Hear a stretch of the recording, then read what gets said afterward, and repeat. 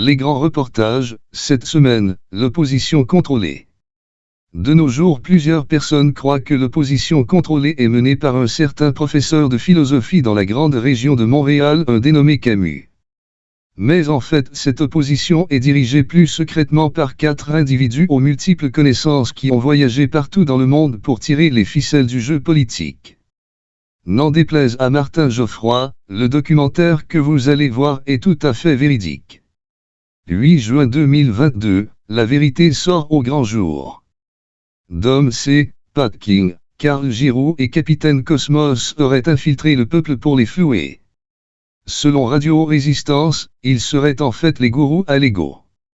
Mais que s'est-il passé pour que ces 4 guerriers de lumière deviennent corrompus au point de faire souffrir les Québécois ? 22 mars 2020.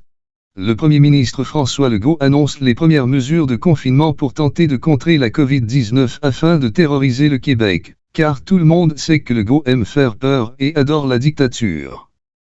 Pour aider à faire passer la pilule, le docteur Horacio Arruda nous donne sa recette de tartelette portugaise. Mais la question la plus importante. Comment nos 4 corrompus ont pu réussir leur plan machiavélique ? Mai 2010. Pat King est un ex-agent du SCIS. Il a utilisé plusieurs sources dans sa carrière dont une artiste has-been du nom de Nadia Poudrier, qui elle aussi par mesure de sécurité a dû se trouver une couverture et devenir lanceuse d'alerte sous le pseudonyme de Nana l'information.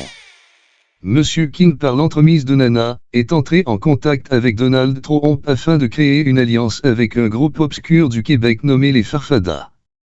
Au sein même des Farfadas, il y avait déjà une taupe nommée Dom C qui s'assurait de faire passer des informations capitales aux mains de l'OMS afin de faire continuer la supercherie de la Covid-19 via les francs-maçons section Joliette. Janvier 2012. En janvier 2012 entra en scène Carl Giroux, lui-même agent infiltré chez les Illuminati à la solde de Bill Gates pour extraire l'adrénochrome des enfants afin de fabriquer des puces GPS à la demande de Justin Trudeau pour contrôler le peuple canadien. Juillet 2015. Carl Giroux est déployé en Europe pour tenter de créer un partenariat avec le Dr Didier Raoult afin de s'emparer de la recette de chemtrail de ce dernier et d'y incorporer de l'hydroxychloroquine pour faire peur à la droite radicale dont le chef est George Snow. Comme sa dernière manifestation orchestrée par le sataniste Samuel Grenier, ce fut un échec. Septembre 2017. Le capitaine Cosmos, qui était toujours un agent dormant, fut investi d'une mission par le magnat de la connerie humaine Nicolas dénommé des Illuminés du Québec. Il devait alors pirater les serveurs de Facebook pour couper tous les lives de complotistes et les faire chier à coups de 30 jours de prison virtuelle, afin de brimer la liberté d'expression. Cette mission fut un franc succès selon Dom C qui, rappelons-le, à ce jour, est toujours un agent infiltré chez les Farfadas. Avril 2019. Nos 4 agents d'infiltration se rencontrent pour une première fois depuis le début de leur mission respective afin de préparer l'assaut final qui débutera au Québec en mars 2020. Seule ombre au tableau, il y a déjà un complotiste du nom de Joe Lindigo qui a débuté sa logorrhée verbale et qui est incapable de fermer sa gueule. Nos 4 agents demandent alors conseil au Vatican pour qu'il trouve une solution miracle. Cette solution se nomme Anthony Roussel, un maître dans l'art d'avoir l'air épais. Les résultats viendront quelques mois plus tard. Mars 2020. Début de la fausse pandémie. Il s'en est suivi de multiples manifestations inutiles, des parties, des confinements ainsi que des couvre-feux qui, rappelons-le, ont servi au gouvernement à installer des antennes 5G pendant la nuit. Février 2022. Début du convoi de la liberté. Objectif, faire chier le plus possible les résidents d'Ottawa. L'agent Pat King, qui avait une couverture de journaliste pour Radio-Canada, et sa collègue Tamara Lich pour TVA Nouvelles.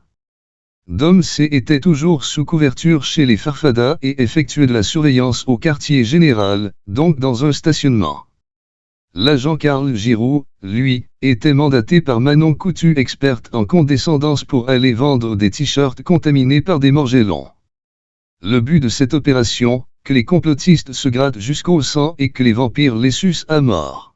Pour faire diversion, Kevin Chouinard interprétait la chanson des Camions. Qu'on regarde le show de loin, on fait comme s'il y avait rien. Juin 2022.